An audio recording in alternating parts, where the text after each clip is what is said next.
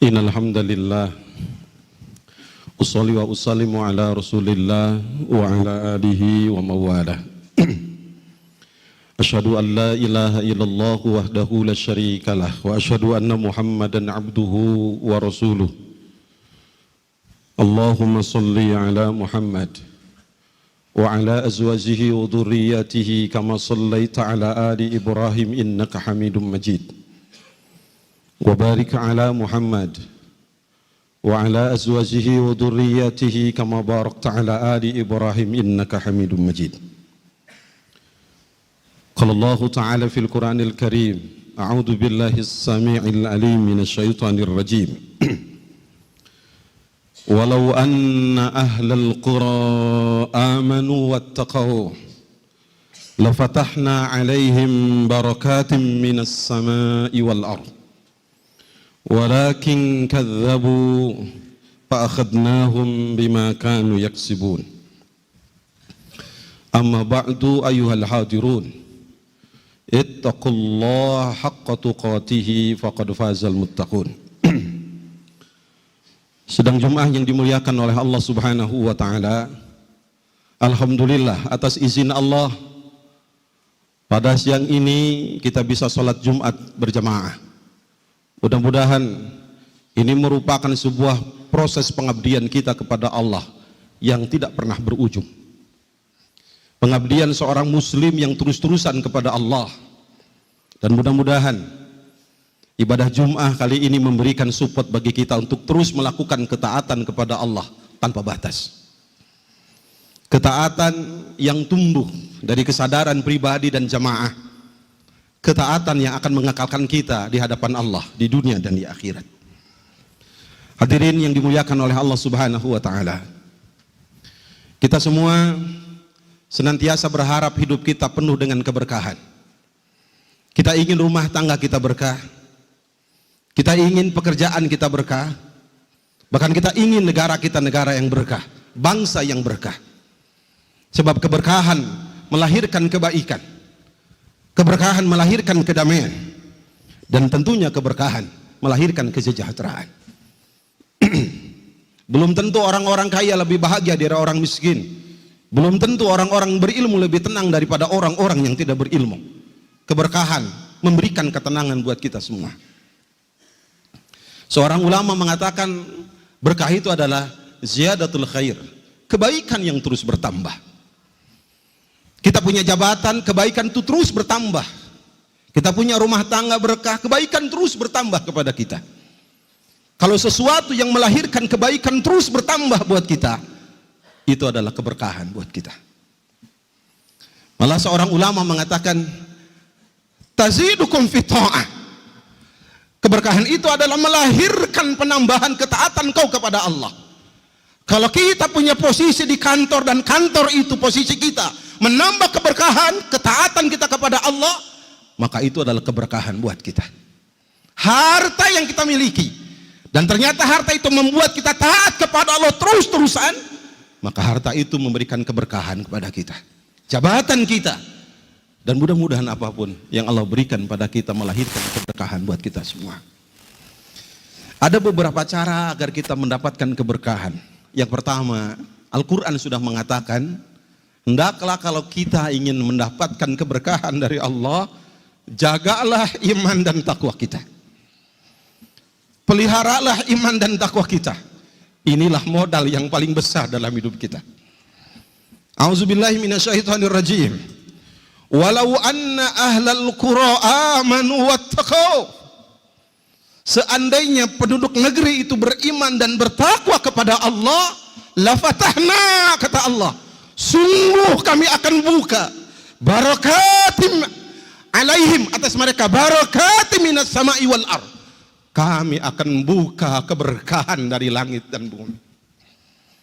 Walakin kadzabu, tetapi ketika mereka mendustakan, fa akhadnahum, kata Allah, maka kami akan siksa mereka bima kanu yaksibun, dengan apa yang mereka lakukan. Indonesia akan menjadi negara berkah manakala dari pemimpin sampai rakyat semua menjadi orang-orang beriman dan bertakwa kepada Allah. Wajib hukumnya bagi kita memilih pemimpin yang beriman dan bertakwa kepada Allah. Seorang muslim tidak boleh diam kalau ingin negara dan bangsanya berkah. Jaga iman kita semua. Jangan sampai seorang muslim tidak memiliki keinginan untuk merubah kebaikan tambah baik lagi.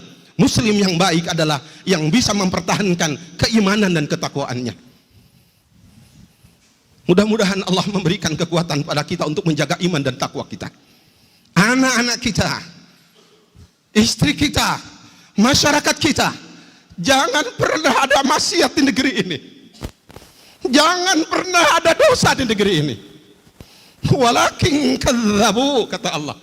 Jika mereka mendustakan ayat-ayat Allah, mereka ingkar kepada Allah, fa akhadnahum, maka kami akan siksa mereka bima kanu yaksibun, dengan apa yang mereka lakukan. Keluarga ingin berkah, jaga iman dan takwanya istri dan anak-anak kita. Masyarakat ingin berkah, jaga iman dan takwanya masyarakat kita. Hari ini kita bisa sholat Jumat berjamaah di Masjid Istiqomah. Entah anak-anak kita yang di SMP, yang di SMA, yang sedang kuliah, apakah mereka sama sedang Jumat seperti kita? Kita berharap kepada Allah, mudah-mudahan kita bisa menjaga iman dan takwa kita. Dengan apa iman hancur? Dengan kemaksiatan. Dengan apa ketakwaan hancur? Dengan kemaksiatan. Maka jangan pernah kita melakukan kemaksiatan sedikit pun. Allah akan menghukum kita. Oleh karena itu, kita sangat sedih kalau kita harus berdiam diri. Berubah ke arah yang lebih baik. Jaga iman dan takwa kita. Karena ini adalah postulat dasar bagi seorang muslim. Kita sering mengatakan kebahagiaan buat seorang muslim adalah kebahagiaan iman dan takwa. Nikmat yang paling besar adalah iman dan takwa. Dan inilah sumber keberkahan. Negeri ini akan tambah berkah kalau seluruh penduduknya memelihara iman dan takwa kepada Allah Subhanahu wa taala. Yang kedua, sidang Jumat yang dimuliakan oleh Allah Subhanahu wa taala. Kalau kita ingin berkah, jangan pernah kita lupa berbakti kepada kedua orang tua kita. Ridallah fi ridal walidain wa sahutullah fi sahutil walidain.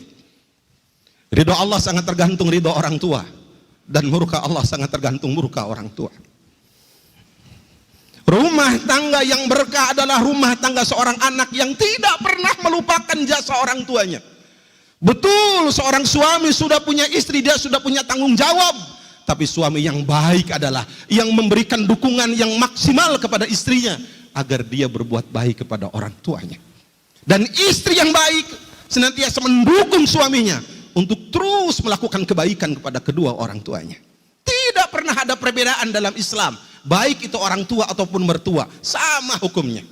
Ketika kita berbuat baik kepada mertua, kita berbuat baik kepada kedua orang tua. Begitu kita maksiat berbuat dosa kepada mertua kita, sama seperti kita berbuat durhaka kepada orang tua kita. Mahkul barakah, akan dicabut keberkahan kalau orang tua kita pernah meneteskan air mata karena tingkah laku kita. Betul, kita sudah punya istri, jangan pernah istri menghalangi kita berbuat baik kepada kedua orang tua. Seorang ulama mengatakan, jika orang tua seseorang meninggal dunia, setengah berkah hidupnya dicabut Allah.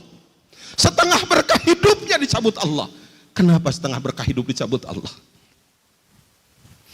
Di dunia ini tidak ada amal yang lebih baik dari berbuat baik ke orang tua. Mungkin hadirin sedang Jumat pernah membaca satu hadis dari Rasulullah. Bagaimana seorang sahabat dari Yaman datang ke Madinah berjalan kaki, dia akan ikut berjihad bersama Rasulullah, berperang bersama Rasulullah. Rasulullah mengatakan, kamu punya dua orang tua, punya, pulang kamu, pulang, berbuat baiklah kepada kedua orang tua kamu. Jihad, berperang, mati syahid, itu di bawah kita berbuat baik kepada kedua orang tua kita. Kita punya harta, kadang-kadang orang tua kita lemah dalam ekonomi. Kita bisa anak kita sekolahkan tinggi-tinggi, tapi orang tua kita kekurangan. Anak yang soleh adalah anak yang senantiasa memperhatikan orang tua. Lebihkan perhatian kita kepada orang tua kita. Berikan perhatian maksimal kita kepada orang tua kita. Hidup kita akan berkah di dunia ini. Makanya kita harus sedih kalau ada anak SMA, anak SMP yang melawan orang tuanya. Negara bangsa kita tidak akan pernah berkah kalau ada anak yang durhaka kepada orang tuanya. Saya pernah ceramah di salah satu SMA, dan saya tanyakan kepada seluruh anak SMA yang hadir saat itu, siapa di antara Ananda yang belum pernah berbohong kepada orang tua?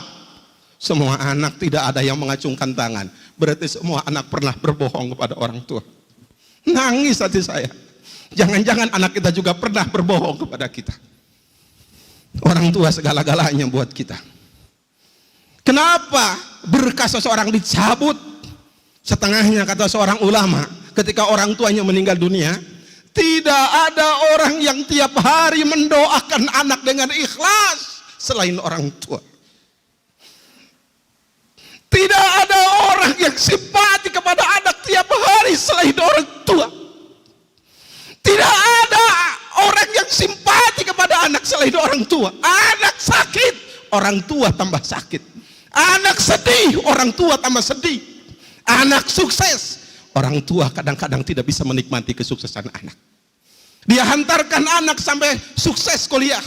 Kemudian orang tua pun berpikir, bagaimana anak saya cari kerja. Begitu anak kerja, anak lupa sama orang tuanya, ingin segera menikah. Dan dengan bangga dan bahagia, orang tua menghantarkan anaknya menikah. Ketika anak punya cucu, orang tua bahagia lagi dengan cucu yang dilahirkan dari anaknya. Luar biasa. Wajar kalau ada orang mengatakan, tak akan pernah kita bisa untuk membalas orang tua kita. Dan Rasulullah mengatakan itu. Nggak pernah kita akan bisa membalas kedua jasa orang tua kita. Hidup kita ingin berkah, jangan pernah kita lupa berbuat baik kepada orang tua. Hidup kita ingin bahagia, jangan pernah di bangsa dan negara ini ada anak yang durhaka kepada orang tuanya. Mari kita bimbing adik-adik kita, dan kita bimbing diri kita agar patuh kepada orang tua kita dengan sebaik-baiknya. Yang ketiga, di antara sarana untuk mendapatkan keberkahan hidup adalah jangan pernah kita lupa berdoa kepada Allah Subhanahu wa Ta'ala. Ringan, tetapi doa kadang-kadang dilupakan oleh kita. Saya terinspirasi oleh sebuah hadis Rasulullah dari Aisyah radhiyallahu anha. Anna Nabiyya sallallahu alaihi wasallam kana ya'kulu ta'aman fi sittati nafari min ashabihi. Rasulullah pernah makan 6 kelompok bersama sahabatnya. Faja'a Arabiyun. Kemudian datanglah seorang Arab gunung, fa'akalahu bilukmataini. Kemudian orang Arab itu makan dengan 2 suap, langsung habis. Rasulullah makan bersama 6 para sahabat, tiba-tiba datanglah seorang Arab gunung dengan 2 suap, habis makanan itu. Faqala Nabi sallallahu alaihi wasallam, kemudian Nabi sallallahu alaihi wasallam bersabda, amma innahu law kana dzakara rasmallahi lakafakum. Kata Rasulullah, saya ulangi, amma innahu law kana dzakara rasmallahi lakafakum.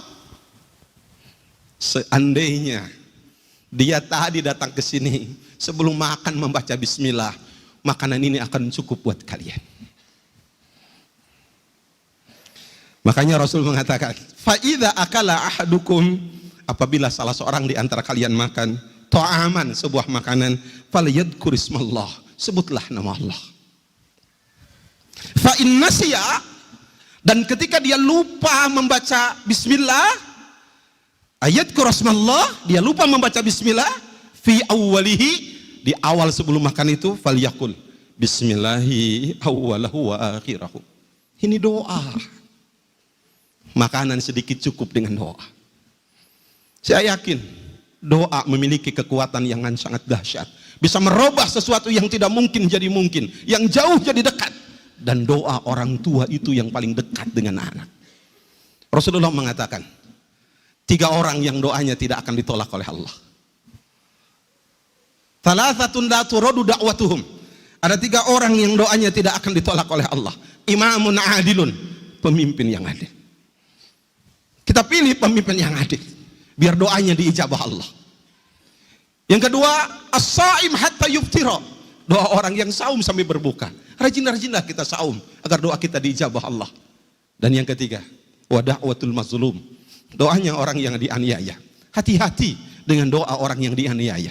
Ketika kita menganiaya seseorang, maka doa orang itu akan dijabah Allah untuk kita. Keberkahan akan lahir dari doa-doa kita. Kita punya rumah tangga, berdoalah. Kita punya negara, berdoalah buat negara dan bangsa kita, untuk melahirkan kebaikan demi kebaikan. Kita doakan para pemimpin kita agar lurus mendapatkan hidayah Allah, agar bisa membimbing kita tidak hanya di dunia, tapi sampai di akhirat mendapatkan kebahagiaan. Doa memiliki kekuatan yang sangat dahsyat, dan mudah-mudahan kita bisa berdoa setiap hari. Para ulama mengumpulkan doa-doa zikir pagi dan petang, kita baca sebelum aktivitas kita. Dan mudah-mudahan apapun yang kita hadapi, hati akan tenang ketika kita melakukan doa kepada Allah Subhanahu wa Ta'ala. Selanjutnya, yang membuat kita bisa meraih keberkahan adalah peliharalah kejujuran. Ada seorang yang bertanya, Ustaz, kenapa negara kita ini seperti negara yang tidak berkah? Hartanya banyak, tetapi kenapa susah hidup? Dia kemudian mengatakan, mungkinkah karena banyak para politisi yang tidak jujur, katanya. Saya cuma mengatakan, hadis Rasulullah mengatakan seperti itu. Rasulullah mengatakan, ini dari Hakim bin Hizam hadisnya. Rasulullah mengatakan, al-bay'ani bil khiyar. Jual beli itu dengan khiyar. Malam yatafarraqa, selama pembeli dan penjual ini belum berpisah. Fa'in sadaqa, jika keduanya pembeli dan penjual itu jujur, wabayyana, dan keduanya saling menjelaskan barang mereka masing-masing, burikalahuma fi bai'ihima, maka perniagaan keduanya akan diberikan keberkahan oleh Allah. Wa in katama, jika keduanya menutupi barang masing-masing, wa kadzaba, dan keduanya berdusta, muhikat barakatu bai'ihima, maka dicabut keberkahan perniagaan keduanya. Artinya apa? Rumah tangga yang berkah, rumah tangga yang punya landasan kejujuran. Bangsa negara yang berkah adalah bangsa negara yang semuanya menjaga kejujuran. Dan insya Allah mudah-mudahan kita menjadi bangsa negara ya, yang senantiasa memelihara kejujuran setiap saat. Kita yakin kejujuran memberikan kedamaian, kejujuran melahirkan kebahagiaan. Barakallahu li wa lakum.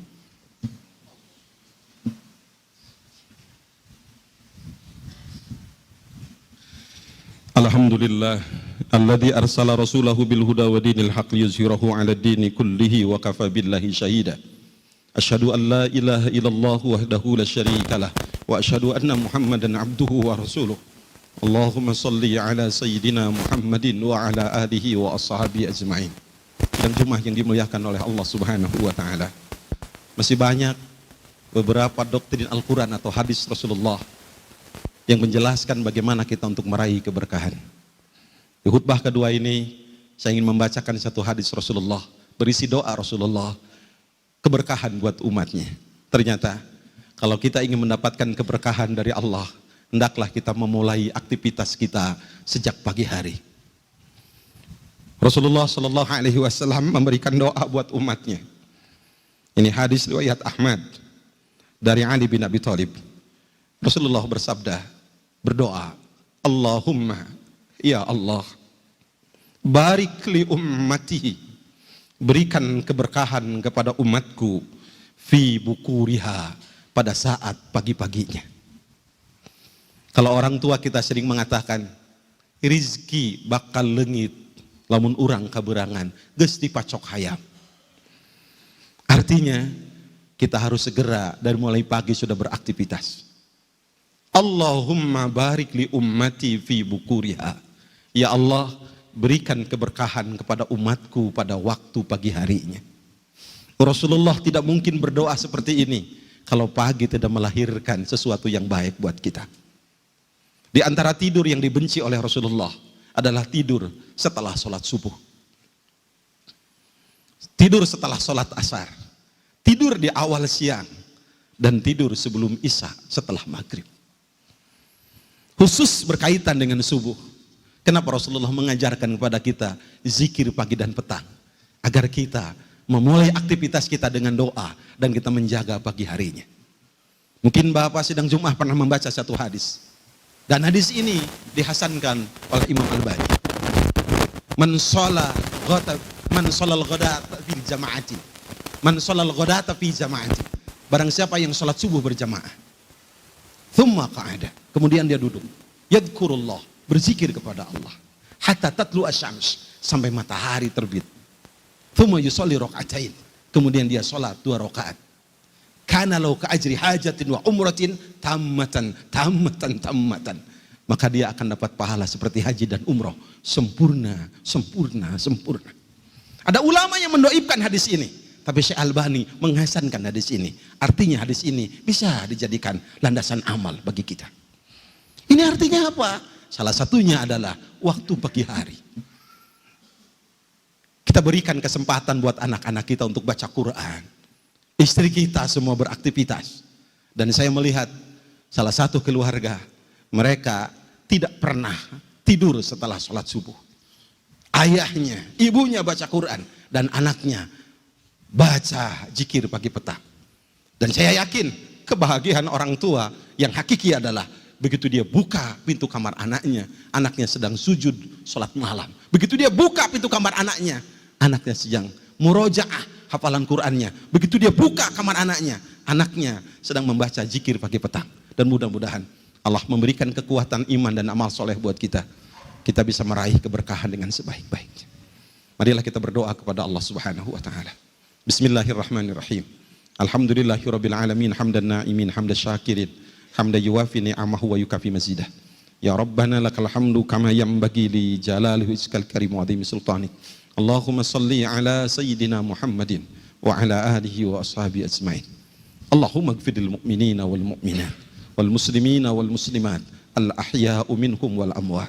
Rabbana la tuzigh qulubana ba'da idh hadaitana wa hab lana min ladunka rahmatan innaka antal wahhab.